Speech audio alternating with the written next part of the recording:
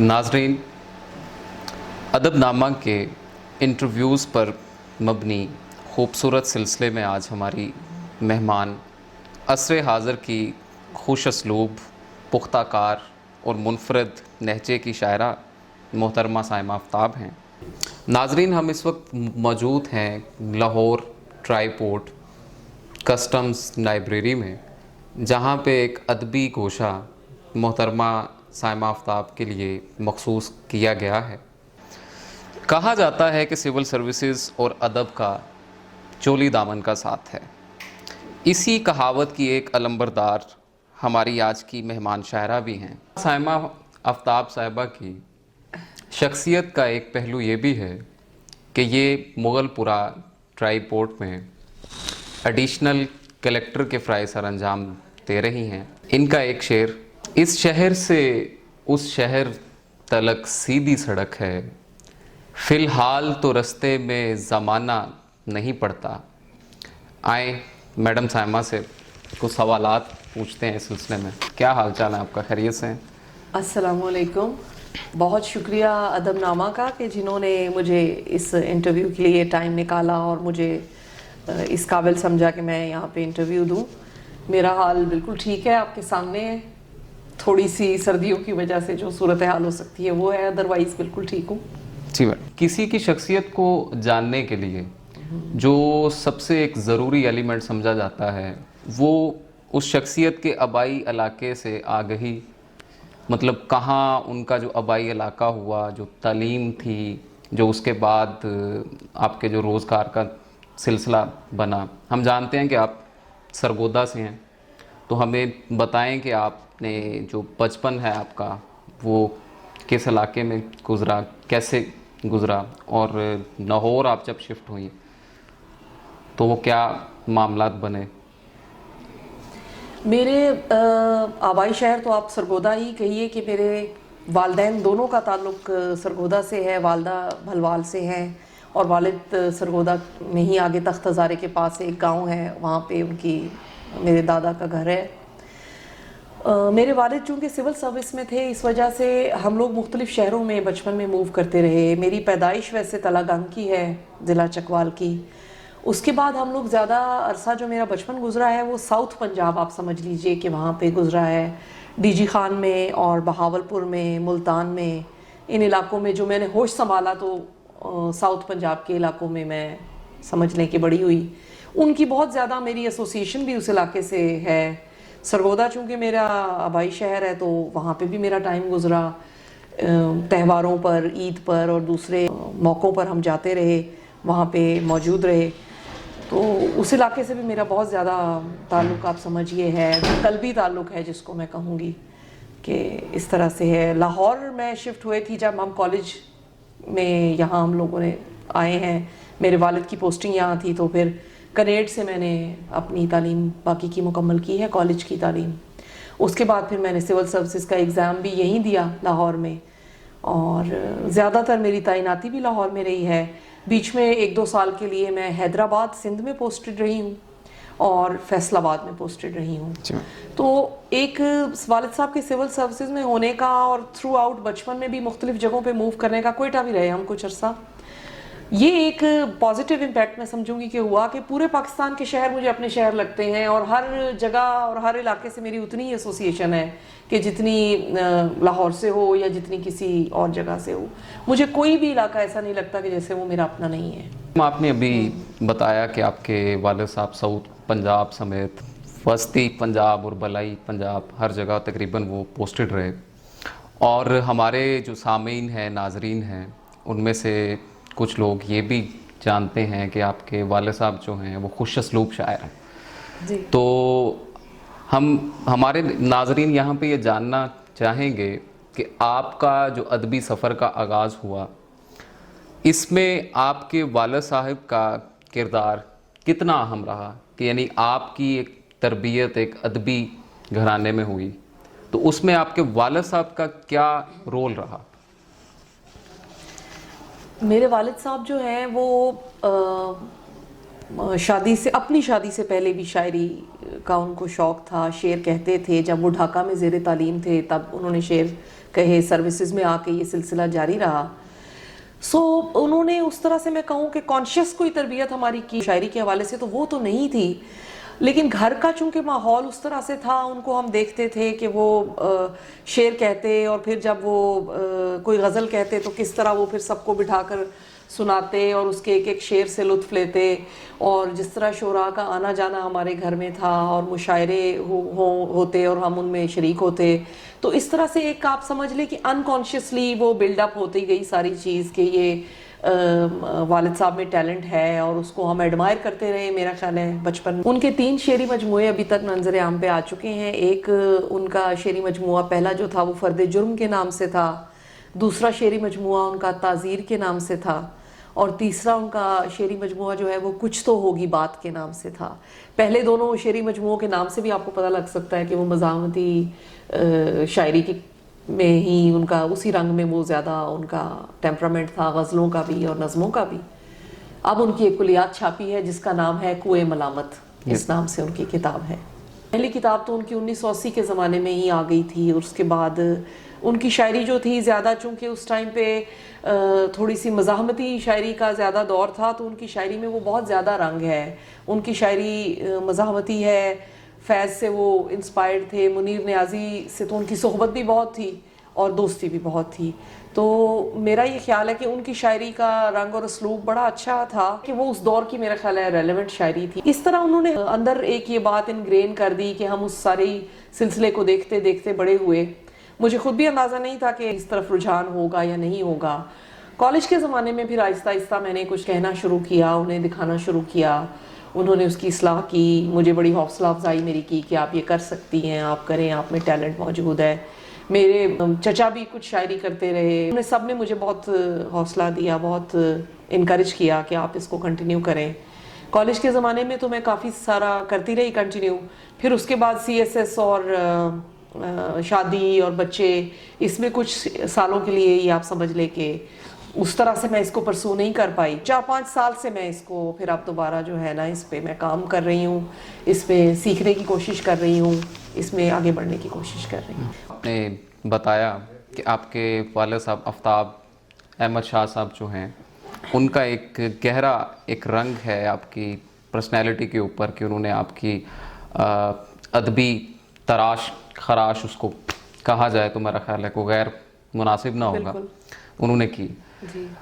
تھوڑا سا اگر ہم اس سلسلے کو آگے بڑھائیں تو بظاہر ایسا محسوس ہوتا ہے کہ ادبی سرگرمیاں اور ملازمت جو ہے یہ 2 مختلف چیزیں ہوتی ہیں. یقیناً. تو اگر ہم آپ کی شخصیت کو دیکھیں, آپ کی ادبی سرگرمیوں کو دیکھیں, تو ہمارے سامعین یہ جاننا چاہیں گے کہ ایسے کون سے اسپیشل سکلز درکار ہوتے ہیں کہ ان مختلف چیزوں کو اکٹھے جوڑ کے اتنے آسن انداز میں نبھایا جا سکے. اس کے لیے بہت زیادہ درکار ہوتی ہے محنت, ان کو کمبائن کرنے میں اور دونوں چیزوں کو بہتر طریقے سے چلانے کے لیے. کیونکہ عموماً یہ ہوتا ہے کہ شاعری ایک آپ کو علیحدہ ڈائریکشن میں یا ایک علیحدہ سمت میں کھینچ رہی ہوتی ہے, اور سرکاری نوکری کے تقاضے جو ہیں وہ بالکل مختلف ہیں. تو یہ ہو سکتا ہے کہ آپ کسی ایک ڈائریکشن کی طرف لیڈ کر جائیں اور پھر دوسری کو فراموش کر دیں. میرے ساتھ میں نے کئی ایسے افراد سے میری ملاقات ہوئی کہ جو شاید ان کے اندر بہت زیادہ ٹیلنٹ موجود تھا شاعری کا اور شعر کہنے کا یا اور بھی کسی فنون لطیفہ کا, اور ان کو ایونچولی یا آخرکار اس کو فورگو کرنا پڑا یا اس کو ان کو ترک کرنا پڑا, کیونکہ وہ انہیں لگتا تھا کہ جی نوکری کے لیے جو سیریسنیس یا اس طرح کی چیز ریکوائرڈ ہے وہ اس کے تناظر میں انہوں نے اس کو ختم کر دیا, جس کا مجھے ذاتی طور پر بڑا افسوس رہتا تھا. کیونکہ مجھے یہ لگتا ہے کہ اگر آپ میں کوئی ٹیلنٹ موجود ہے تو اس کے لیے بھی وقت نکالنا چاہیے. نوکری کے اندر سے بھی آپ نکال سکتے ہیں. نوکری تو آپ کی وہ 8 یا 9 گھنٹے ہیں جو آپ نے یہاں گورنمنٹ کو دینے ہیں, اس کے بعد آپ کے پاس وقت ہے تو آپ اپنے اس ٹیلنٹ کو ضرور آپ کو نکھارنا چاہیے, اس کے متعلق سیکھنا چاہیے, اس میں بہتری لانی چاہیے. یہ ہے کہ اس کی وجہ سے شیڈیول بہت ہیکٹک ہو جاتا ہے. اگر آپ نے ادبی سرگرمیوں میں بھی حصہ لینا ہے, ساتھ آپ نے ایک فل فلیج اپنی نوکری کو بھی چلانا ہے, تو وہ بہت زیادہ آپ کے لیے اس طرح سے ایک تھوڑا سا تھکاوٹ کا باعث ہو سکتا ہے یا بہت زیادہ مصروفیت کا باعث ہو سکتا ہے. لیکن پھر میں تو کہتی ہوں کہ یہ کام پھر آپ کے لیے اسی طرح تسکین اور پلیئر کا باعث بھی ہے کہ اگر جو چیز آپ کو پسند ہے آپ اس میں پارٹیسپیٹ کر رہے ہیں تو وہ ایک طرح سے بڑا ریوارڈنگ ہے. اکثر یہ مانا اور سمجھا جاتا رہا ہے کہ ایک شاعر، تخلیق کار اور ایک آرٹسٹ، ان کی جو مشاہدے کی صلاحیت ہوتی ہے معاشرے کو دیکھنے کے لیے، معاشرے کی جو ویلیوز ہیں، نارمز ہیں، ان کو سمجھنے کے لیے، ان کی مشاہدے کی آنکھ ایک عام قاری سے، ایک عام انسان سے تھوڑی بہتر ہوتی ہے. تو جب ہم موومنٹس کو دیکھتے ہیں، مختلف تحریکوں کو دیکھتے ہیں، تو ہم نے یہ دیکھا کہ 19ویں صدی کے بعد خاص طور پہ جو فیمنزم یا نسائیت کی ایک تحریک اٹھی، اس نے پوری دنیا کو اپنی لپیٹ میں لیا. فیمنزم کی تحریک کو آپ عالمی اور مقامی سطح پہ کیسے دیکھتی ہیں؟ پہلے مشاہدے کی بات ہو جائے. میرا خیال ہے جو آپ کہہ رہے ہیں وہ کسی حد تک بجا ہے کہ مشاہدہ ظاہری بات ہے ان افراد کا جن کا کسی بھی تخلیقی کام سے تعلق ہوتا ہے، ان کا مشاہدہ شاید زیادہ بڑھ کر ہوتا ہے عام لوگوں سے، یا اگر میں یہ کہوں کہ مشاہدہ ان کے برابر بھی ہو تو ان کے پاس یہ صلاحیت ہوتی ہے کہ وہ اس کو کسی چیز میں کنورٹ کر سکتے ہیں. مثلا ایک شعر میں کنورٹ کر سکتے ہیں، ایک پکچر میں، کسی تصویر میں، پینٹنگ میں، کسی اور چیز میں کنورٹ کر سکتے ہیں. اس کے ایکسپریشن کی سہولت ان کے پاس موجود ہوتی ہے. یہ ایک بنیادی فرق ہوتا ہے. دوسرا یہ کہ زیادہ تر میں نے یہ دیکھا ہے کہ پھر اس قسم کے لوگ نارمز کو بھی کنفرم کرنا جو ہے وہ زیادہ مناسب نہیں سمجھتے، کیونکہ وہ چیزوں کو ایک مختلف انداز سے دیکھتے ہیں اور انہیں کویسچن کرتے ہیں. فیمنزم کے بارے میں میرا جو اوپینین ہے وہ بیسک یہ ہے کہ فیمنزم کوئی الگ سے چیز نہیں ہے. سمپل بات اور سادی بات تو یہ ہے کہ جو حقوق مردوں کو حاصل ہیں اگر وہی عورتوں کو حاصل ہونے چاہیے تھے اصولی طور پہ، تو بنیادی طور پہ، اور اگر نہیں ہے تو وہ ان کو حاصل ہونے چاہیے. اب اس کو آپ فیمنزم کا نام دیں، اس کو آپ جسٹس کا نام دیں، اس کو آپ ایکویٹی کا نام دیں، کوئی بھی اس کو نام دیا جا سکتا ہے، لیکن میرے خیال ہے بنیادی بات یہی بات ہے کہ خاتون کے حقوق بھی اتنے ہی ہیں اور فرائض بھی اتنے ہی ہیں جو کہ ایک ہم مرد سے ایکسپیکٹ کرتے ہیں. ٹھیک ہے ہمارے مذہب کے تناظر میں تھوڑا بہت رول ڈیفائننگ اس لحاظ سے فرق ہو سکتی ہے، اور خواتین کے حقوق کے حوالے سے میرا خیال ہے اسلام نے جتنا ایمفسائز کیا اور کسی نے بھی نہیں کیا. مغرب والوں کو تو 19ویں صدی میں یاد آیا کہ یہ تحریک انہوں نے چلانی ہے، اور ووٹ تک کا رائٹ ان کے پاس نہیں تھا اور موجود نہیں تھا. لیکن پراپرٹی کے حوالے سے، ایک ریلیشن شپ کے حوالے سے جو رائٹس خاتون کے اسلام میں موجود ہیں میرے خیال ہے وہ بہت اچھے تھے. اگر وہ اپنی اسپرٹ میں امپلیمنٹ ہوتے رہتے تو پھر کوئی اس میں ایسا بڑا پرابلم نہیں تھا.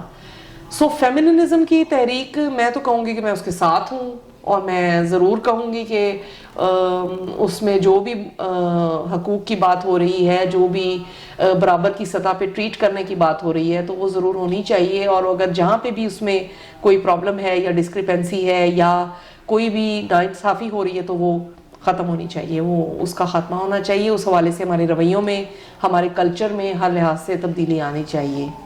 لیکن میں اس کے بھی خلاف ہوں. اب بات سی ایس ایس کی ہو ہی رہی ہے تو میں بھی سی ایس ایس کر کے آئی ہوں، میرے والد صاحب بھی اس میں تھے.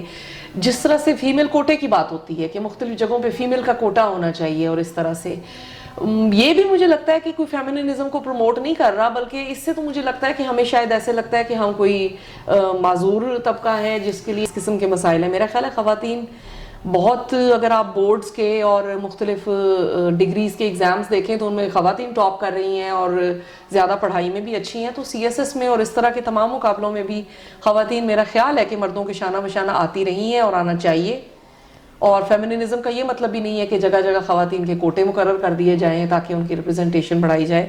لیکن اگر ہم ان کو ان کے بنیادی حقوق گھر کی سطح پر، فیملی کی سطح پر، سوسائٹی کی سطح پر، کالج یونیورسٹی میں جہاں بھی وہ موو کرتی ہیں یا دفتروں میں دیں گے تو پھر میرا خیال ہے ہمیں کوٹے بھی مقرر کرنے کی ضرورت نہیں پڑے گی. جی، بہت اچھے پوائنٹس اٹھائے ہیں آپ نے، خاص طور پہ فیمنزم میں ایکویلٹی کے کانسیپٹ کو لے کے. اگر اسی تحریک کو ادب اور بالخصوص اردو ادب میں دیکھا جائے تو اس کے اوپر آپ کی کیا رائے ہے کہ کیا فیمنزم کے کچھ اثرات ہمارے اردو ادب پر بھی واقع ہوئے ہیں؟ اگر ہوئے ہیں تو آپ کس حد تک اس بات سے اتفاق کرتی ہیں؟ جب ایک عالمی سطح پہ تحریک چلتی ہے، جیسے لیفٹزم کی جب تحریک چلی تھی تو پھر اردو ادب پہ بھی اس کے اسی طرح سے شاعروں نے یہاں شعر کہے اور اس نظریے وہ جو بھی لوگ کنفرم کرتے تھے انہوں نے اپنی شاعری میں بھی اسے اجاگر کیا. اسی طرح فیمنزم کی بھی جب موومنٹ چلی ہے تو ظاہری بات ہے جو اس سے انسپائر ہمارے ادیب یا خواتین ہوئی ہیں انہوں نے اس کو اپنے شعروں میں یا اپنے ناولوں میں یا اپنے افسانوں میں لانے کی کوشش کی ہے. میرا تو خیال ہے کہ پہلے اس پہ زیادہ کام ہو چکا ہے. جیسے پروین شاکر کی نسائی شاعری جو ہے وہ کافی حد تک میں نے دیکھا ہے کہ وہ اس لحاظ سے تھوڑا سا فیمنزم کی طرف بہت زیادہ پوائنٹ آؤٹ کرتی ہے, وہ اپنے فیمنزم کو اجاگر کر رہی ہے. اسی طرح عصمت چغتائی کے اگر آپ افسانے پڑھیں مطلب ایکسپریشن کا جو ایک فریڈم ہے وہ خواتین نے ضرور اس میں حاصل کیا ہے. اور ہمارے علاقائی تناظر میں میں اس کو کوئی زیادہ اس طرح سے نہیں کہہ سکتی کہ کوئی بہت بڑا ڈینٹ ڈالا ہے انہوں نے ایز سچ ہماری سوچ پر, کیونکہ ہماری سوچ کو بدلنا بہت ضروری ہے. اور اس کے لیے میرا خیال ہے میل بھی جتنے کنٹریبیوٹ کرتے رہے ہیں ادیب اور شعراء ان کو چاہیے کہ وہ اس میں اپنا حصہ بھی ڈالیں اور کھل کر کنٹریبیوٹ کریں. ایک عورت کے طور پہ اس معاشرے میں ہم جو بھی محسوس کرتے ہیں اور جتنی ڈسکریمنیشن یا ہمیں فیل ہوتی ہے وہ ہم اپنے ضرور شاعری میں کہیں نہ کہیں اس کو مینشن ضرور کرتے ہیں, اس کا کہیں نہ کہیں تذکرہ آتا ہے. تو میرا یہ خیال ہے کہ ہر خاتون جو ہے جس کو جو ایکسپیرینسز ہوئے ہیں اس حوالے سے یا جس ڈسکریمنیشن یا اس کا سامنا کرنا پڑا ہے وہ کسی نہ کسی طرح کہیں نہ کہیں جوٹ ڈاؤن ہوتی گئی ہے, ریکارڈ ہوتی رہی ہے. لیکن ایک تحریک کے طور پہ اس نے یہاں پہ اس طرح سے جو ہے زور میں کہوں گی کہ نہیں پکڑا. ہمارے ادب میں تو خاص طور پہ اس طرح سے نہیں ہے, لیکن یہ ہے کہ ضرور وہ اس کا حوالہ رہا ہے, اس کے حوالے سے باتیں ہوتی رہی ہیں, اس کو پوائنٹ آؤٹ کیا جاتا رہا ہے. سوشل میڈیا میں بھی ہم دیکھتے ہیں کہ سیکشول ہیرسمنٹ کے بارے میں کافی جو آگہی کی مہم ہے وہ چل رہی ہے. سوشل میڈیا کے اوپر بھی ہم دیکھتے ہیں, ہمارا مین الیکٹرانک میڈیا ہے ادھر بھی ہم دیکھتے ہیں. تو ایک شاعرہ ہونے کی حیثیت سے ہمیں یہ سمجھا جاتا ہے اور یہ دیکھا بھی گیا ہے کہ خواتین کو ادبی میدان میں آتے ہوئے کافی سارے مشکلات کا سامنا بھی کرنا پڑتا ہے, اور اگر تھوڑا سا مزید پرسائز ہوا جائے تو سنگین الزامات کا سامنا بھی کرنا پڑا ہے. ہم نے دیکھا ہے کہ ماضی میں بہت سی اچھی شاعرات کے ساتھ جو کچھ ہوا وہ آن دی ریکارڈ ہے. تو آپ اس بارے میں کیا نظریہ رکھتی ہیں؟ یقیناً ہمارا معاشرہ یا ہمارے جو ایک کچھ کلچرل لمیٹیشنز ایسی تھیں کہ جو عورتوں کو لیڈ رول میں یا کہیں پہ بھی پرومیننٹ ہوتے ہوئے اس طرح سے ایکسیپٹیبلٹی ان کی نہیں تھی اگر وہ کسی بھی میدان میں آگے آئیں. تو میرا یہ خیال ہے کہ صرف شاعری ہی نہیں ہر فیلڈ میں ہی عورتوں کو ریزسٹنس کا سامنا تھا, الزامات کا سامنا کرنا پڑتا تھا, اور ان کے لیے کلچرل کچھ نہ کچھ ایشوز جو ہیں وہ پیدا ہوتے رہے ہیں. صرف ادب ہی نہیں باقی بھی تمام میں, جیسے میں سروس میں ہوں تو میں نوکری کے اعتبار سے بھی دیکھ سکتی ہوں کہ یہاں پہ بھی خواتین کو کچھ نہ کچھ مسائل کا سامنا کبھی نہ کبھی کرنا پڑا ہے بیکاز آف دا کلچرل جو ہماری ایک اپ برنگنگ ہے ایز اے نیشن یا ایز سب کانٹیننٹ کے ہم لوگ جو ہیں وہ پتہ نہیں اس کو ہمارے ثقافتی تناظر میں کچھ عورتوں کا جو ہے نا لیڈ رول اتنا ایکسیپٹیبل نہیں رہا ہے. ہمیں ادب میں ظاہری بات ہے پہلے جو خواتین یہاں پہ ہم سے پہلے گئی ہیں ہو کر اس راہ گزر سے اور ان کے نقش قدم ہمیں بتاتے ہیں, انہیں بہت زیادہ مشکلات کا سامنا کرنا بھی پڑا ہے, بہت زیادہ الزامات کا سامنا کرنا پڑا. تو اس لحاظ سے انہوں نے بہت زیادہ میرا خیال ہے ہمت دکھائی کہ انہوں نے یہ راہ گزر ہمارے لیے اب جو ہم آنے والے لوگ ہیں ان کے لیے آسان کی. سب سے بڑا جو الزامات کا سامنا کرنا پڑتا ہے اس میں یہ الزام جو ہے وہ سب سے زیادہ تکلیف دہ ہوتا ہے کہ جب بھی کسی خاتون کو یہ کہا جاتا ہے کہ یہ شاعری خود نہیں کرتی اور یہ کسی اور سے یا تو مطلب پورا ہی لکھوائے جا رہی ہیں یا بہت زیادہ مدد لے رہی ہیں یا ان میں کوئی صلاحیت ہی نہیں ہے کہ یہ شعر کہہ سکے, اور ان باتوں کو بلیو بھی بہت جلدی کر لیا جاتا ہے. اور میرے لیے یہ بہت تکلیف دہ ایک بات ہے کہ کیوں آخر ایک عورت کی تخلیقی صلاحیت سے انکار کر دیا جاتا ہے اکثر کہ اس میں یہ کیپیسٹی ہی نہیں ہے کہ یہ کچھ بھی کہہ سکتی ہے یا کوئی شعر کہہ سکتی ہے یا کوئی نظم کہہ سکتی ہے یا کوئی بھی بات کر سکتی ہے. اس کو دوسروں سے ہی کیوں بے ساکھیاں لے کر سمجھا جاتا ہے کہ وہ آگے چلے گی یا آگے جائے, اگر آگے آئی ہے تو اس کے آگنے کے پیچھے یہی وجہ ہے کہ کوئی نہ کوئی سپورٹ اس کو حاصل ہے. باقی الزامات جہاں تک کہ آپ بات کر سکتے ہیں کہ کسی کی کردار کشی کے حوالے سے ہوتے ہیں تو کردار کشی پہ بھی میں یہ ضرور کہوں گی کہ یہاں پہ بھی یہ ڈول سٹینڈرڈز ہیں کہ کردار کشی یہاں پہ صرف عورتوں کی جا سکتی ہے، اور اگر اسی قسم کے الزامات کسی مرد پہ لگائے جائیں تو میرا خیال ہے وہ اس کے کردار میں بہت زیادہ اضافے کا باعث ہے، اور وہ بڑا تفاخر کا مقام ہے کہ اگر وہ اس قسم کی کوئی حرکتیں کر رہا ہے. خاتون کو ہم کہیں گے کہ یہ خاتون جو ہے وہ ان کا کردار ٹھیک نہیں ہے یا یہ باتیں ہیں. تو میرا خیال ہے کہ یہ ہمیں اپنی سوچ کو تبدیل کرنا چاہیے، اور ہمیں اپنی سوچ پہ انگلی اٹھانی چاہیے کہ ہم اس طرح کیوں سوچتے ہیں، ہم اس طرح کی باتوں کو بڑھاوا کیوں دیتے ہیں، اور ہم اس طرح کی باتوں کو ایکسیپٹیبلٹی ان کی کیوں ہے.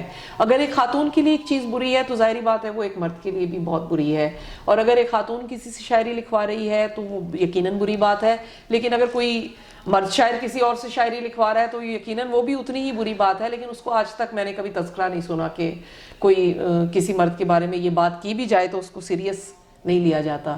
لیکن خاتون اگر خود بھی محنت کر رہی ہے تو وہ اس کے بارے میں یہ کہنا آسان بھی ہے، اور اس پر یقین کرنا اس سے بھی زیادہ آسان ہے.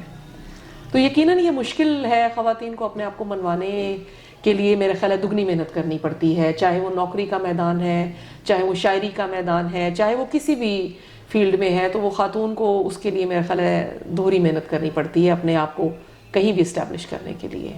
اچھا، آپ نے ابھی بات کی کہ خواتین کو کافی ساری مشکلات کا سامنا ہے، کافی سارے الزامات ان کو سہنے پڑتے ہیں، بالخصوص ادبی میدان میں.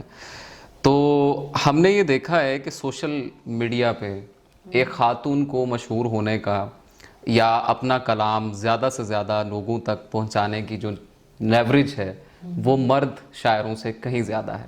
مثال کے طور پہ اگر ایک شاعرہ ایک اپنی خوبصورت سی تصویر کے ساتھ اپنا کچھ نمونہ کلام اگر وہ پیش کرتی ہیں تو اگر اس کے لائکس دیکھیں یا اس کے کامنٹس دیکھیں تو کسی بھی وہ ایک مرد شاعر سے ملٹی پلائڈ ہو جائیں گے، ملٹیپلز میں اس کا رسپانس آئے گا. تو کیا آپ یہ اس کو اس اینگل سے ہم یہ دیکھ سکتے ہیں کہ ادب کے میدان میں خواتین کی جو ایکسیپٹنس ہے وہ دن بہ دن بڑھ رہی ہے، اور خاص طور پہ سوشل میڈیا کے آنے کی وجہ سے؟ اور بالخصوص ہمارے جو سینئر شعراء ہیں، ہم نے یہ دیکھا ہے کہ وہ نئے آنے والی جو خواتین ہیں، شاعرات ہیں، ان کی حوصلہ افزائی کے لیے صف اول میں کھڑے ہمیں نظر آتے ہیں، جبکہ جو دوسرے نوجوان شاعر ہیں یا کافی عرصے سے لکھنے والے شاعر ہیں، ان کے کلام کے اوپر ہمارے جو سینئر اساتذہ ہیں یا سینئر شعراء اکرام ہیں ان کی نظر ذرا کم ہی پڑتی دکھائی دیتی ہے. اس سلسلے میں بات ہراسمنٹ کی بھی پہلے ہو رہی تھی، وہاں بھی میں کچھ کہنا چاہوں گی، لیکن پہلے میں اس پہ کہہ دوں کہ یہ جو فیس بک یا ٹویٹر یا اس قسم کے سوشل میڈیا کے جو بھی فورمز ہیں وہ کوئی ادبی فورم تو ایسا ہے نہیں.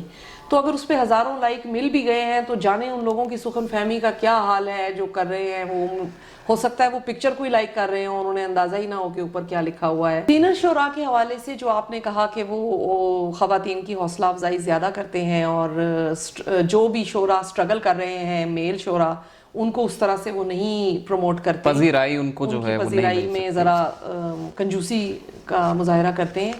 تو میرا یہ خیال ہے کہ یہ افسوسناک بات ہے، اور سینئر شعراء پہ یہ ذمہ داری عائد ہوتی ہے کہ جس کا بھی اچھا شعر جو بھی کہنے والا ہے، ریگارڈلیس آف دس کہ وہ خاتون ہے یا وہ مرد ہے، انہیں اس کی حوصلہ افزائی کرنی ہی چاہیے. یہ ان کا وقت ہے کہ اب انہوں نے اپنی ایک شناخت بنا لی ہے، اب ان کو دوسروں کو حوصلہ دینے کا یا ان کی شناخت بنانے کا وقت ہے. تو میرا یہ خیال ہے کہ اگر وہ خاتون کی زیادہ پذیرائی کرتے ہیں تو ان کو اپنے اس رویے کو دیکھنا چاہیے کہ وہ کیوں اس طرح دیکھ رہے ہیں. دوسرا، سوشل میڈیا جو ہے وہ ایک سوشل فورم ہے، وہ ادبی فورم نہیں ہے. لیکن اس پہ اگر ہزاروں یا بہت زیادہ لائکس یا کامنٹس آ بھی جائیں گے تو ان کی ویلیو اس طرح سے نہیں ہے، بنسبت اس کے کہ اگر کوئی سینئر شاعر وہاں پہ جا کے اس کی پذیرائی کر دے گا تو ظاہری بات ہے پھر 4 لوگ توجہ دیں گے اس بات پہ کہ شاید یہ کوئی بہت اچھا شعر کہنے والی ہیں یا کہنے والے ہیں. تو میرا یہ خیال ہے کہ کسی کو بھی اچھا شعر کہنے کے علاوہ پروموٹ کرنا، چاہے وہ میل ہے یا وہ فیمیل ہے، کسی گروپ بندی کی وجہ سے، کسی اور انٹرسٹ کی وجہ سے، وہ ادب کے خلاف ہی وہ سرگرمی جاتی ہے، اور اس کو نہیں ہونا چاہیے، اور اس رویے کو ختم ہونا چاہیے میرے خیال سے. جی، خواتین کو یقیناً یہ بینیفٹ حاصل ہے کہ وہ اپنی ایک اچھی تصویر اپلوڈ کر سکتی ہیں، لیکن میرا خیال ہے میلز کو بھی یہ سہولت حاصل ہے، اور کچھ میلز تو اس سہولت سے کافی فائدہ بھی اٹھاتے ہیں، ان کو بھی کافی لائکس اور کامنٹس ملتے ہیں. یہ بات آپ کی ٹھیک ہے، اور میں اس بات سے بھی آپ کی ضرور ایگری کروں گی کہ خاتون ہونے کو ایز اے کارڈ یوز کرنا جو ہے نا، میرے نزدیک یہ ہماری عزت نفس کے خلاف ہے بات، اور یہ نہیں ہونا چاہیے. مثلاً کہ اگر ہم میں سے کوئی بھی توجہ حاصل کرنے کی کوشش کرتا ہے صرف اس بنیاد پہ کہ وہ خاتون ہے اور اس پہ توجہ دی جائے، تو یہ یقیناً ایک قابل مذمت بات ہے. اور جہاں تک آپ ہراسمنٹ کی بات کر رہے تھے، تو وہ بھی مجھے یہ لگتا ہے کہ ہراسمنٹ یقیناً ایگزسٹ کرتی ہے، ورک پلیسز پہ ایگزسٹ کرتی ہے، گھروں میں ایگزسٹ کرتی ہے، اداروں میں ایگزسٹ کرتی ہے. یہ نہیں ہے کہ وہ موجود نہیں ہے، اس کے وجود سے انکار نہیں کیا جا سکتا کہ وہ ہے نہیں. لیکن مجھے یہ لگتا ہے کہ ہراسمنٹ والے قانون کو اس طرح سے بھی دیکھا جانا چاہیے کہ کوئی غریب اگر اس نے نہیں ہراسمنٹ کی تو اس کے لیے ریلیف کا کیا طریقہ کار ہے کہ وہ مفت میں نہ رگڑا جائے، اس کو کوئی عورت کارڈ یوز کر کے کہ اس نے مجھے ہراس کیا ہے کوئی اور آبجیکٹیو اچیو نہ کیا جائے، یا بلا وجہ کسی مرد کو پریشان نہ کیا جائے. اور اب تو میرا خیال ہے کہ آج کل کے تناظر میں مردوں کے بھی ہراسمنٹ کا ایک قانون ہونا چاہیے، کہ جو یہ ہراسمنٹ کا قانون ویسے ہی جینڈر لیس ہونا چاہیے. مثلاً کہ یہ عورتوں کی ہراسمنٹ کا قانون نہیں ہونا چاہیے، یہ ایک ہراسمنٹ کا قانون ہو جس کو کہ ایک مرد بھی اسی طرح استعمال کر سکے جس طرح کہ ایک خاتون استعمال کر سکتی ہے، کیونکہ یہ کوئی ون وے فینومینن میرے خیال سے یہ نہیں ہے. شاعرات ہیں، ان کا رجحان غزل کی نسبت نظم کی جانب زیادہ ہوتا ہے. آپ کے ہاں اگر ہم دیکھیں تو آپ کی غزل کے اوپر کرم نوازی اس کو کہہ لیجئے وہ تھوڑی زیادہ ہے. تو اس کے کچھ خاص محرکات ہیں، یا ویسے ہی آپ کا جیسے ایک آرٹسٹ کا ہوتا ہے کہ نیچرل فلو ہوتا ہے؟ اس کے بارے میں آپ کیا بتائیں گی؟ اس کے بارے میں اب کیا زیادہ بتا سکتی ہوں. نظمیں بھی میں لکھتی ہوں لیکن کم لکھتی ہوں نظمیں. مجھے سمہاؤ یہ جو غزل کی صنف ہے، اس میں جو قافیہ ردیف اور بحر کا اور تناسب ہے ساری باتوں کا، وہ مجھے بہت اپنی طرف کھینچتا ہے، بہت انسپائرنگ لگتا ہے. اور مجھے یہ لگتا ہے کہ یہ کہنے میں یہ میڈیم جو ہے وہ مجھے زیادہ سہولت دیتا ہے، اور یہ مجھے ذاتی طور پہ زیادہ پسند ہے. مجھے یہ لگتا ہے کہ یہ اردو کی ایک ایسی خاص روایت ہے کہ جو چلتی آ رہی ہے، اور اس کی خوبصورتی میں دن بدن اضافہ ہوتا جا رہا ہے. اس میں نئے مضامین شامل ہو رہے ہیں، اس میں نئے اسلوب شامل ہو رہے ہیں. تو یہ مجھے ذاتی طور پہ صنف چونکہ اپنے اظہار کے لیے پسند ہے. کچھ استارے ہوتے ہیں جن کو وہ بار بار برتتے ہیں. آپ کی شاعری کا اگر مشاہدہ کیا جائے تو ہمیں کچھ استارات ملتے ہیں، کچھ استارے ایسے ہیں مثال کے طور پہ جیسے رات ہے، شام ہے، بارش، چراغ، کربلا، جنت، دوزخ. تو یہ کچھ استارے ہیں جو آپ کی شاعری کو جاننے کے لیے ایک سنگ میل کی حیثیت رکھتے ہیں. تو اس کی کوئی خاص کوئی ریزن ہے اس کے پیچھے، یا کوئی آپ کی پرسنالٹی کے اوپر کچھ خاص واقعات کی کچھ چھاپ ہے؟ اس کے بارے میں کچھ آگاہ کرنا چاہیں تو. اس کے بارے میں میرا یہ خیال ہے کہ ہر شاعر یا کوئی بھی تخلیق کار جو ہوتا ہے اس کو کچھ چیزیں زیادہ متاثر کرتی ہیں زندگی میں، اور وہ پھر ظاہری بات ہے ان کو زیادہ اجاگر کرتا رہتا ہے اپنے خیالات میں یا اپنی کسی بھی تخلیقی کام میں. کربلا کی جہاں تک آپ نے بات کی، تو چونکہ ہم سید ہیں اور کربلا سے تو ہمارا نسبت ہماری بنتی ہی بنتی ہے، ہر جگہ اس کا ہمارے سامنے آتی ہے کربلا کسی نہ کسی فارم میں. جنت اور دوزخ کا کانسیپٹ ظاہری بات ہے چونکہ بچپن سے ہمیں یہ بتایا گیا ہے، اور اس سے آپ کی ریکنسیلیشن کا ہونا ایک مشکل امر ہوتا ہے. آپ اس کے بارے میں سوچتے ہیں، اس کے بارے میں مسلسل غور کرتے رہتے ہیں، تو وہ شعروں کا حصہ بنتا رہتا ہے. رات اور شام ایک اپنی، آپ کو معلوم ہے کہ ان کا اپنا سحر ہے، ایک اپنا، بلکہ ناصر کاظمی تو میں کہوں گی بہت زیادہ رات کے دیوانے شاعروں میں سے کہہ سکتے ہیں ان کو. شام کا ایک اپنا اثر ہے. تو یہ یقیناً میری شاعری میں کہیں نہ کہیں رات کی خاموشی، رات کی گہرائی، اس کی ایک سیکریٹو نیچر، اس کی ایک ڈیپتھ جو ہے وہ کہیں نہ کہیں نظر آتی رہی ہے. بارش سے مجھے بہت خصوصی محبت ہے، وہ کسی بھی موسم کی ہو تو میرے لیے وہ بہت فیوریٹ موسم ہے، وہ بہت فیوریٹ ٹائم ہے جب بارش ہو رہی ہو. میرے لیے وہ آپ سمجھ لیں کہ سب سے کوئی بہترین چیز اگر ہو سکتی ہے تو وہ بارش ہے. لہٰذا اس کا تذکرہ آپ کو یقیناً میرے شعروں میں ملے گا، اور ان سے میں کسی نہ کسی طرح انسپائر ہوں ان تمام چیزوں سے. ایک تخلیق کار کے لیے قدرت کے کچھ ایسے خاص مظاہر ہوتے ہیں جن کی وجہ سے اس کی جو تخلیقی قوت ہے اس میں اضافہ بھی ہو جاتا ہے، اور جس کا اثر اس کے ڈائریکٹلی اس کے کلام کے اوپر ہوتا ہے کہ وہ کوالٹی کے لحاظ سے، وہ مقدار کے لحاظ سے ایک معمولی کلام سے ایک بہت آسن اور ایک بہت عمدہ کلام ہو جاتا ہے۔ آپ کس طرح دیکھتی ہیں کہ قدرت کے وہ کون سے مظاہر ہیں جو کہ آپ کو آپ کے اندر شعر کی تحریک لے کے آتے ہیں؟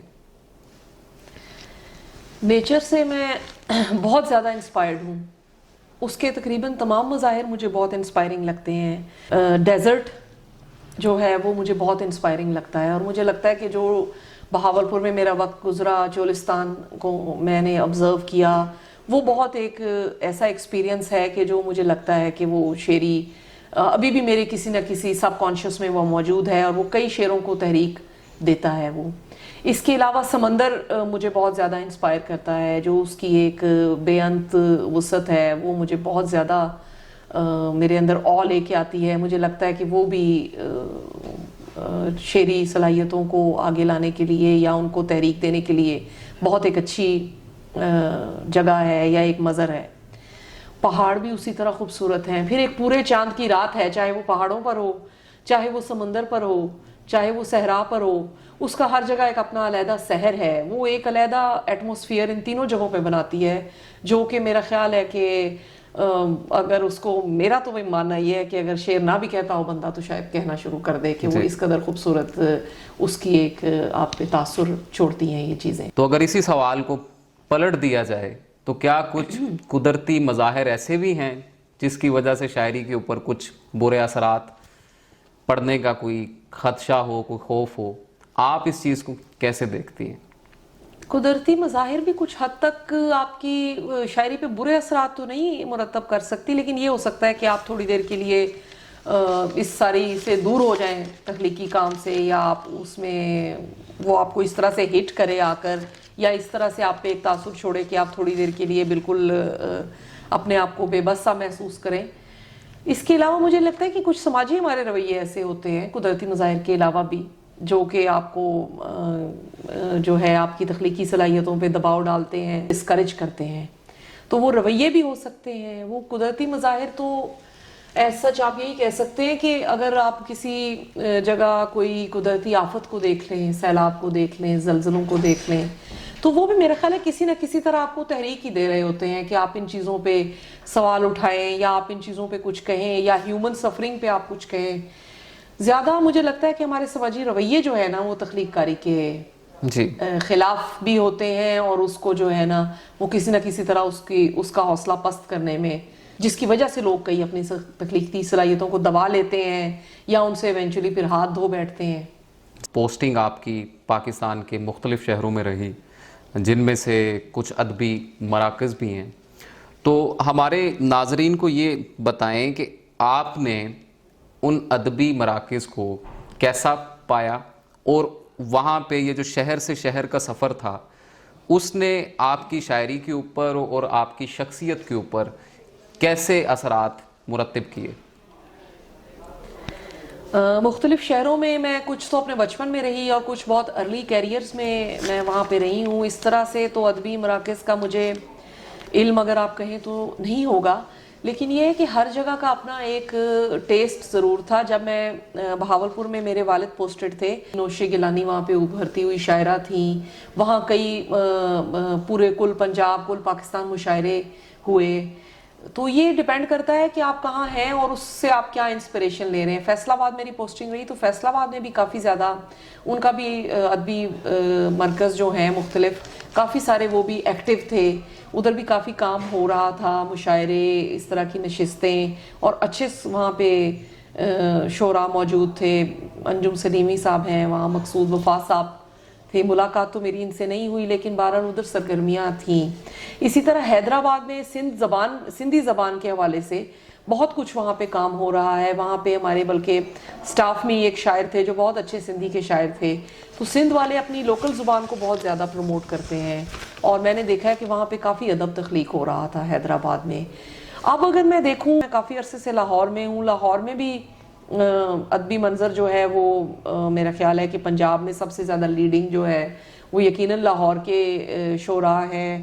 یہ کئی دہائیوں سے لاہور جو ہے وہ ادبی سرگرمیوں کا مرکز رہا ہے اور اب بھی میرا خیال ہے لیڈ میں ہے.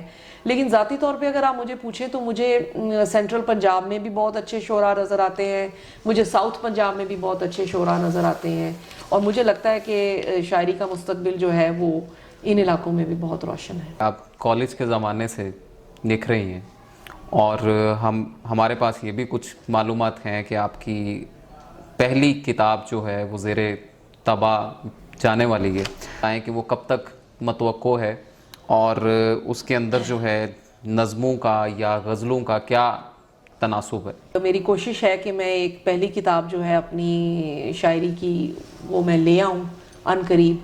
اس کے لیے بس تھوڑا سا مجھے اپنے لیے وقت درکار ہے کہ میں اس کو ایک دفعہ دیکھوں اور ایک دو جگہ سے اس کو میں پروف ریڈ کروانے کا ٹائم مجھے نہیں مل رہا ہے یہاں پہ اس پوسٹنگ کے دوران. ویسے میرا اپنا ذاتی ٹارگٹ یہ ہے کہ اس کو 3 یا 4 مہینے میں منظر عام پہ لے آؤں. اس میں یقیناً جیسے کہ آپ نے بتایا کہ چونکہ غزل میرا زیادہ پسندیدہ صنف بھی ہے تو اس میں غزلیات زیادہ ہیں, لیکن نظمیں بھی اس میں موجود ہیں, آزاد نظمیں اس میں موجود ہیں. مرتب میں نے کر لیا ہوا ہے اور بس اب میں کچھ عرصے میں اس کو جو ہے وہ پرنٹر کے حوالے کروں گی. ابو سے اس معاملے میں میں تھوڑی سی گائیڈنس لے رہی ہوں کہ کس طرح اس کو بنایا جائے, کیا کیا جائے. تو وہ بھی بہت انتظار کر رہے ہیں, بلکہ مجھے تو یہ لگتا ہے کہ پہلی کتاب ہی اگر میں پرنٹنگ کروا رہی ہوں تو وہ میں اپنے ابو کی وجہ سے کروا رہی ہوں کہ میں ان کو ایک ٹریبیوٹ کے طور پہ یہ جو ہے وہ میں پیش کرنا چاہتی ہوں.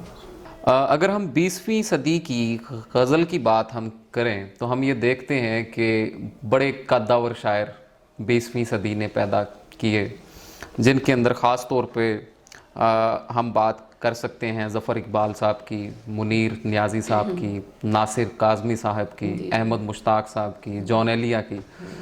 تو ان سب نے کسی نہ کسی حد تک جو ہے شاعری کو آگے بڑھایا.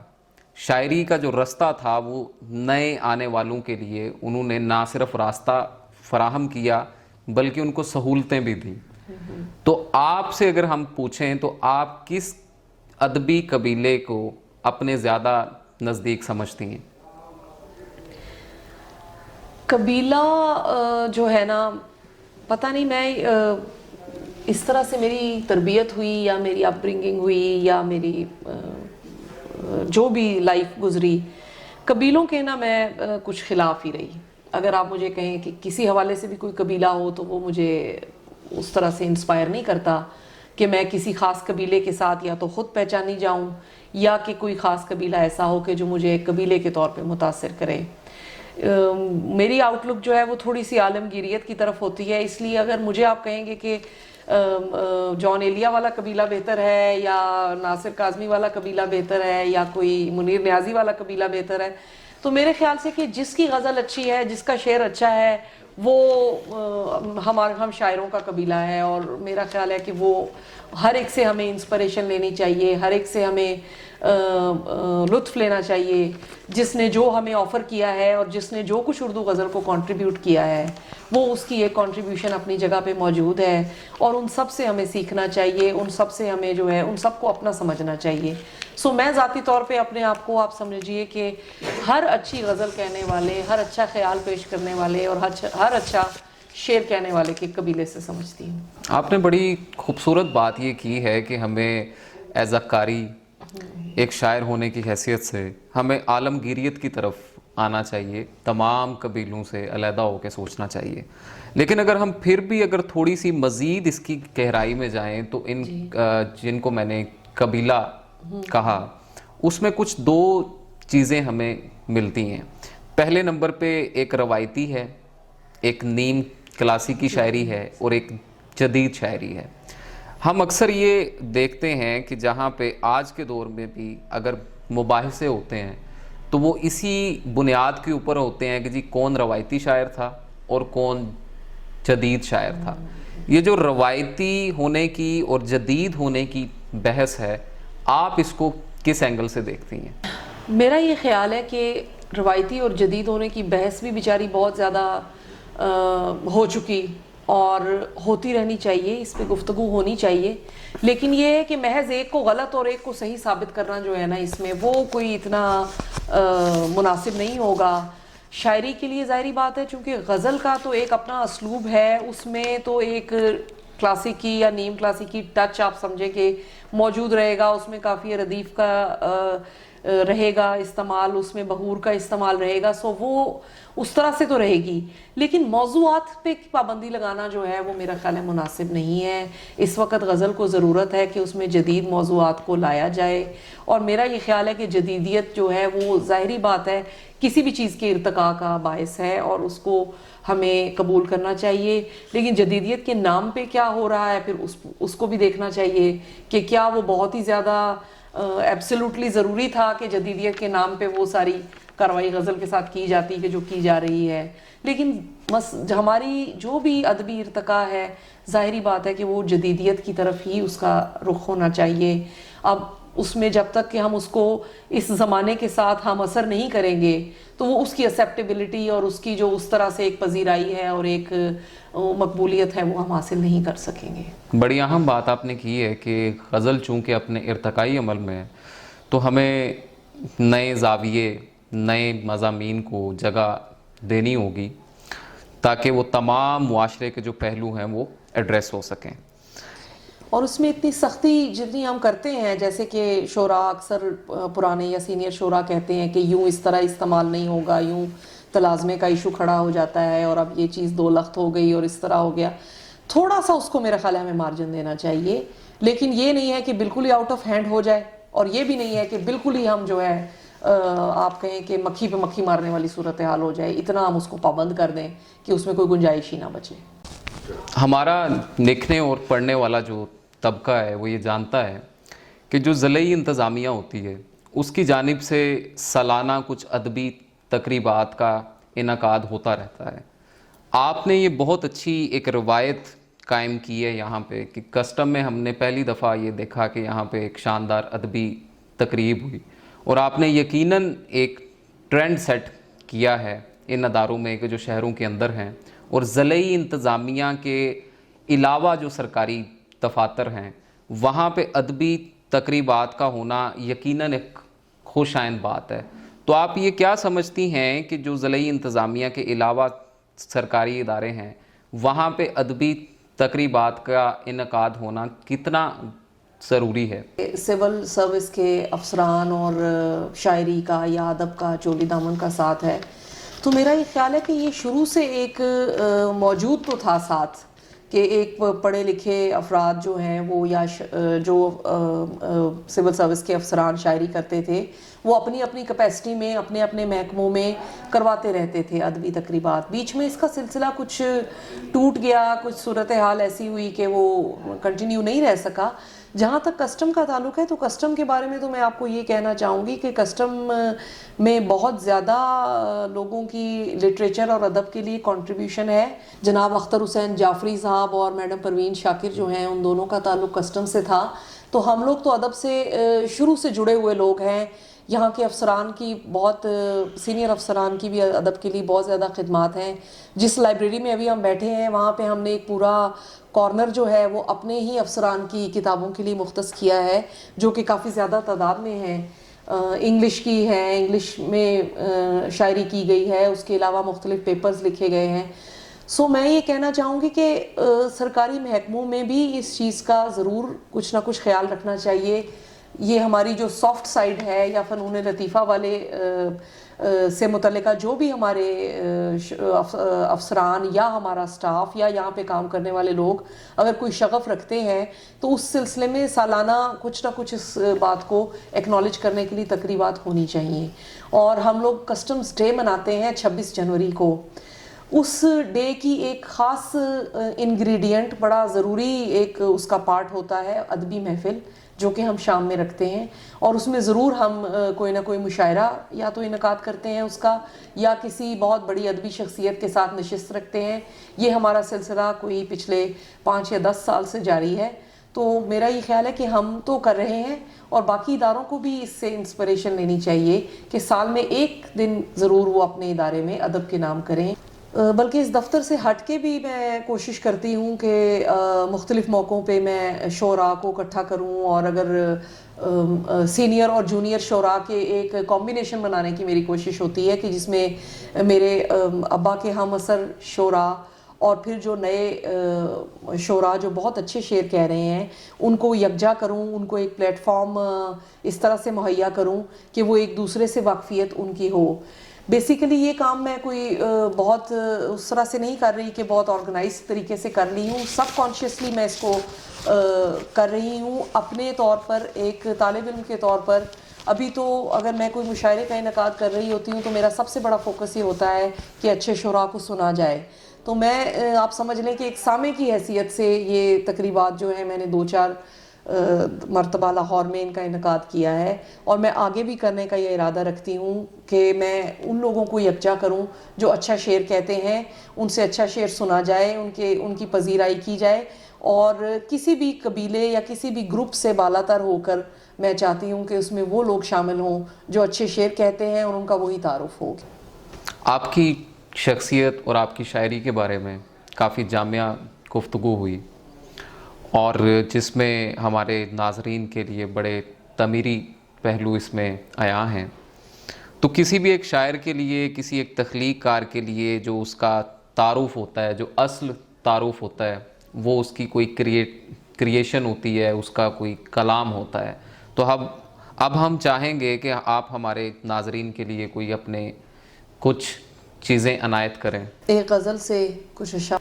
سمندر کے جرے صحرا کے سہلائے ہوئے ہیں، سمندر کے جلے صحرا کے سہلائے ہوئے ہیں، سفر میں تازہ دم منزل پہ اکتائے ہوئے ہیں، بہت اچھے، ہمیں اے زندگی تو آج سینے سے لگا لے، تھکے ماندے زمانے بھر کے ٹھکرائے ہوئے ہیں، کہاں ہونا خدا سے نالاؤں ناخوش ہمیشہ، کہاں ہونا خدا سے نالاؤں ناخوش ہمیشہ، کہاں یہ دن ہے کہ دربار پر آئے ہوئے ہیں۔ بہت اچھے، واہ واہ، بہت شکریہ۔ اندھیری شام ہے تنہا سڑک بارش کا موسم، اندھیری شام ہے تنہا سڑک بارش کا موسم، سو تجھ سے کم زیادہ خود سے گھبرائے ہوئے ہیں۔ کیا بات ہے، واہ واہ، بچا ہی کچھ نہیں حتیٰ کہ شکوہ بھی گلہ بھی، ہم اس عجلت میں تیرے در سے لوٹ آئے ہوئے ہیں۔ بہت سمندر کے جلے صحرا کے سہلائے ہوئے ہیں، سفر میں تازہ دم منزل پہ اکتائے ہوئے ہیں۔ واہ واہ، بہت شکریہ۔ بہت عمدہ۔ ایک اور غزل سے، سرور و رقص و مستی میں نہیں ہوں، سرور و رقص و مستی میں نہیں ہوں، مکمل گھر گھرستی میں نہیں ہوں، وہی صدیوں پرانی عام عورت، وہی صدیوں پرانی عام عورت، انوکھا راز ہستی میں نہیں ہوں۔ واہ واہ، واہ واہ، ہے دل کی آرزو صحرا نوردی، ہے دل کی آرزو صحرا نوردی، نگر قصبہ یا بستی میں نہیں ہوں، کہیں ایک کھیت میرا منتظر ہے، کیا بات ہے، کہیں ایک کھیت میرا منتظر ہے، سو دریا پر برستی میں نہیں کیا ہوں، کہنے، کیا کہنے، کہیں ایک کھیت میرا منتظر ہے، سو دریا پر، سو دریا پر برستی میں نہیں ہوں، میرے ان کہکہوں کا راز سمجھو، میرے ان کہکہوں کا راز سمجھو، بسا اوقات ہستی میں نہیں ہوں، کیا کہنے، کیا سرور کہنے، و رقص و مستی میں نہیں ہوں، مکمل گھر گھرستی مکمل میں گھر نہیں، گھرستی میں نہیں ہوں۔ کیا کہنے، کیا بہت کہنے، شکریہ۔ ایک اور غزل سے، خلوص دل کی ارزانی کا اندازہ نہیں تھا، ہزیمت اور پشیمانی کا اندازہ نہیں تھا، واہ واہ، کئی ہنگام محشر ہیں بپا دل کے نگر میں، آہا، کئی ہنگام محشر ہیں بپا دل کے نگر میں، دکھوں کی اس فراوانی کا اندازہ نہیں تھا، واہ واہ، سرے تسلیم خم ہے ہم تو پابند وفا ہیں، مگر اس درجہ منمانی کا اندازہ نہیں تھا، واہ واہ، بہت چاہا کہ بے منزل ہی چلتے ساتھ لیکن، واہ نئے رستوں کی ویرانی کا اندازہ نہیں تھا. کیا اچھا شعر ہے, کیا اچھا شعر. بہت چاہا کہ بے منزل ہی چلتے ساتھ, لیکن نئے رستوں کی ویرانی کا اندازہ نہیں تھا. ہمارے حوصلے فردا بڑھے یوں ابتلا سے, خود اپنی خندہ پیشانی کا اندازہ نہیں تھا. خلوص دل کی ارزانی کا اندازہ نہیں تھا. ہزیمت اور پشیمانی کا اندازہ نہیں تھا. رائگانی کی مد میں رہنا پڑا, ناگہانی کی زد میں رہنا پڑا. رائگانی کی مد میں رہنا پڑا, ناگہانی کی زد میں رہنا پڑا. کیا بات. باغ جنت میں سب برابر تھے, پر یہاں نیک و بد میں رہنا پڑا. کیا کہنے. باغ جنت میں سب برابر تھے, پر یہاں نیک و بد میں رہنا پڑا. اولن ٹوٹ کر محبت کی, اولن ٹوٹ کر محبت کی, پھر مجھے اپنی حد میں رہنا پڑا. کیا کہنے, کیا کہنے. اولن ٹوٹ کر محبت کی, پھر مجھے اپنی حد میں رہنا پڑا. اس تعلق کا نام کیا رکھوں, ایک خوشی ایک حسد میں رہنا پڑا. کیا کہنے. اس تعلق کا نام کیا رکھوں, کیا کہنے. ایک خوشی ایک حسد میں رہنا پڑا. اور شعر ہے, ہائے یہ فکر کائناتی فکر, ہائے یہ فکر کائناتی فکر, اور اسے خال و خد میں رہنا پڑا. کیا کہنے. بہت. باغ جنت میں سب برابر تھے, پر یہاں نیک و بد میں رہنا پڑا. کیا. یہ غزل جو میں آپ سنانے جا رہی ہوں, اس کے لیے میں بہت زیادہ شکر گزار ہوں ادب نامہ کی, کہ انہوں نے اس کو اس صورتحال میں فریم کر کے اور مجھے شیلڈ کی صورت میں پیش کیا ہے. ادب نامہ کا بہت شکریہ. یہ میرے لیے بہت زیادہ آنر ہے اور بہت زیادہ پریولیج ہے کہ اتنی خوبصورت لوکل شیلڈ کی فارم میں یہ غزل میرے لیے انہوں نے بنوا کر محفوظ کی. آ جاتا ہے خود پاس, بلانا نہیں پڑتا, ملنے کے لیے ہاتھ بڑھانا نہیں پڑتا. بہت عمدہ. کچھ ایسی سہولت سے مکیں دل میں ہوا وہ, مجھ کو بھی میری ذات سے جانا نہیں پڑتا. واہ واہ. یہ خاص رعایت ہے کہ اب دیس میں اپنے, غم مفت میں ملتا ہے کمانا نہیں پڑتا. آپ کا فیوریٹ شعر, اس شہر سے اس شہر تلک سیدھی سڑک ہے, واہ واہ واہ. فی الحال تو رستے میں زمانہ نہیں پڑتا. سبحان اللہ سبحان اللہ. اب لوہا اگاتے ہیں درختوں کی جگہ ہم, اب لوہا اگاتے ہیں درختوں کی جگہ ہم, کوئل کو بھی اب شور مچانا نہیں پڑتا. کیا بات. کیا. اس شہر سے اس شہر تلک سیدھی سڑک ہے, فی الحال تو رستے میں زمانہ نہیں پڑتا. کیا کہنے. یہ خاص رعایت ہے کہ اب دیس میں اپنے, غم مفت میں ملتا ہے کمانا نہیں پڑتا. اب اس وجود کا دکھ تنگی حیات کا دکھ, کہ دل نے پالا ہوا ہے ہر ایک ذات کا دکھ. کیا کہنے. تلاش جنت و دوزخ میں رائے گاں انسان, زمیں پہ روز مناتا ہے کائنات کا دکھ. کئی جھمیلوں میں الجھی سی بدمزہ چائے, اداس میز پہ دفتر کے کاغذات کا دکھ.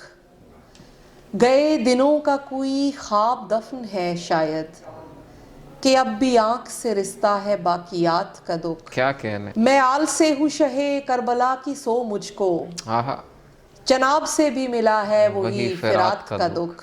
کیا کہنے. آخری شعر اس غزل کا, نہ جانے مالک کن کس طرح نبھاتا ہے, واہ واہ. یہ دسترس کی سہولت یہ ممکنات کا دکھ. واہ واہ واہ. سبحان اللہ سبحان. نہ جانے مالک کن کس طرح نبھاتا ہے, یہ دسترس کی سہولت یہ ممکنات کا دکھ.